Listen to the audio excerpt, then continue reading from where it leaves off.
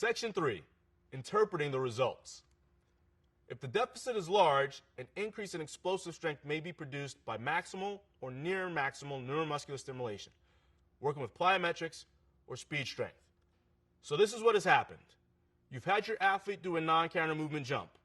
They've gotten set up, they're at their bottom position, and then when they execute their jump, you're going to record what the height of that jump was. And you're going to write that number down. Then you're going to have them execute that non-counter movement jump.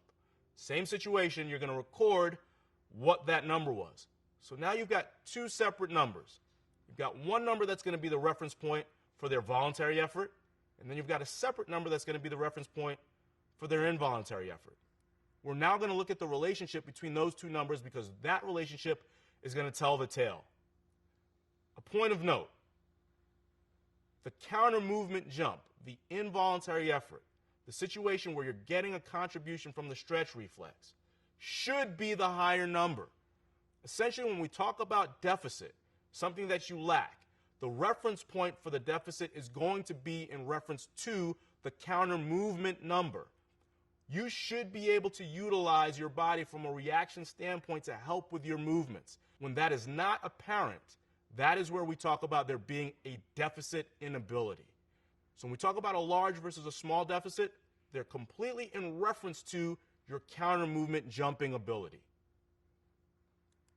So, if the deficit is large, meaning that there's a large inability for you to demonstrate the elastic contribution to movement, meaning that you lack that neuromuscular efficiency, then an increase in explosive strength is going to be what we want to develop. An increase in explosive strength may be produced by maximal or near maximal neuromuscular stimulation, i.e., using plyometrics or speed strength exercises. Because you lack the ability to demonstrate that reactive ability, then we want the focus in our training to be on developing those qualities. That's why we'll utilize plyos or speed strength work. Here's an example of large deficits. If we look at athlete 4, 6, 9, 15, 16, and 19, we'll see that the difference between their non-counter movement jump, NCM, and their counter movement jump, CM, is very, very small. Because there's a small difference, that means that there's a large deficit. Again, these people are showing that they can't demonstrate the ability to utilize that stretch reflex to help them in their performance. Essentially, it's doing them no good. When they load from a top position and try to utilize that stretch reflex, they get no contribution. Therefore, there's a large deficit in their abilities to utilize that response. In their cases, we would use plyometrics and speed strength as the focus in their training to enhance their performance. On the other side, if the deficit is small, this now means that their voluntary efforts, their voluntary abilities are not being demonstrated. This means that when they execute a counter movement jump, it's extremely higher than what they would be able to do from a non-counter movement perspective. This means that they don't have the requisite starting strength. They don't have the requisite ability to accelerate something from a dead stop. This is also a very important ability to have, and we want to make sure that we're developing that as well.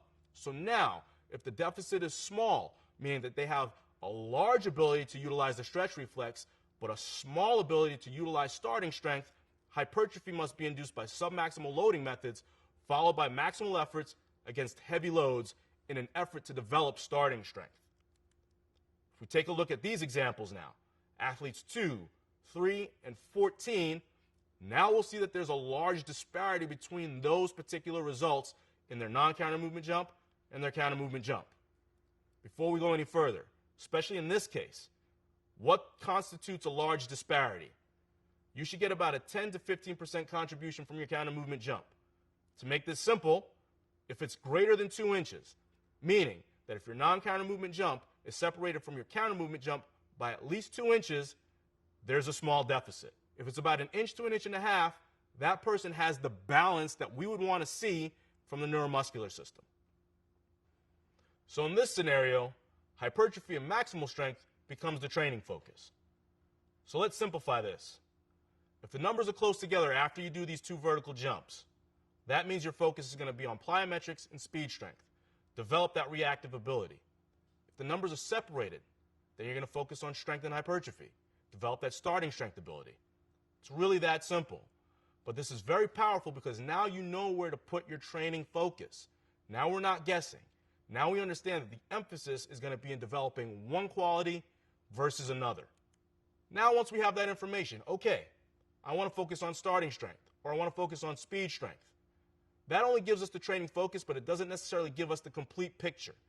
We still have to know what percentages to now train at to develop those strength qualities.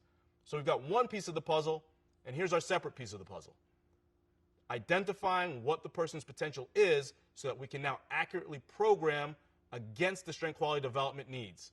In order to do this, we utilize what we call the Epley formula. It's going to be our method for determining one repetition max. It's a repetition-based formula for discovering one rep max in compound exercises.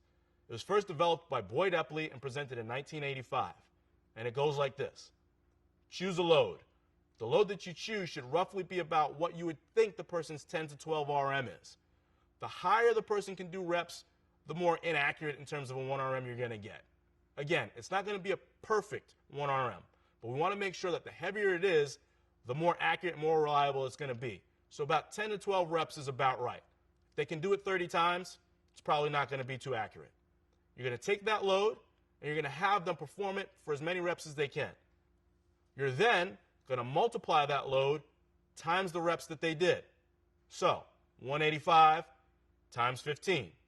You're then going to take that number and multiply it by 0.033. When you get that number, you're going to add in the original load that they started with. So whatever that final number was, load times reps times 0.033, you're then going to re-add in the original load, 185, and that number, that final number, becomes your 1 rep max. Once the 1 rep max is discovered, we can now apply the appropriate percentage of intensity necessary to develop the specific strength qualities that need to be applied during training. So now we know for starting strength, 80 to 95%, that's what we're going to utilize. Or speed strength, 40 to 65%, that's what we're going to utilize. And because we have this Epley formula, we know the exact loads to utilize. In summary, the resulting jump profiles can guide us on what the focus of training should be. If the deficit is large, meaning that the numbers are close together, then speed strength work should be our focus. If the deficit is small, meaning the numbers are far apart between non-counter movement and counter movement, then maximal starting strength work should be our focus. Check for learning. List 3 to 5 speed strength movements that you could use to develop explosive strength or reactive ability if your client presents a large deficit. List 3 hypertrophy and 3 max strength movements that you could use to develop starting strength if your client presents a small deficit. And utilizing the Epley formula, the corresponding strength quality percentages and the explosive strength deficit test, write a 3-day program targeting the strength and power weak links of a client or athlete. In closing, we need to identify weak links. Each sport has varying demands from an athlete requiring strengths in specific areas. Instead of taking a shotgun approach, we need to take a precise, targeted action to identify the needs of our athletes. In order to keep an athlete in the game for as long as possible, we must target and strengthen these weak links. Understanding how power and strength are quantified in training and then translated into sport equips a coach to optimize an athlete's performance. Assessing a strength deficit can shed light on the training needs of an athlete. We must be able to assess and interpret the results of a strength deficit assessment to understand an athlete's readiness to perform in sport. Understanding the results of an explosive strength deficit assessment will empower the coach to best prepare an athlete. Large explosive strength deficits are an indicator of a better need for neuromuscular connection. A coach should be able to incorporate skills like plyometrics and speed strength movements to decrease this deficit. Small explosive strength deficits are an indicator of a need for starting strength. A coach should incorporate maximal strength and hypertrophy training to best prepare the athlete.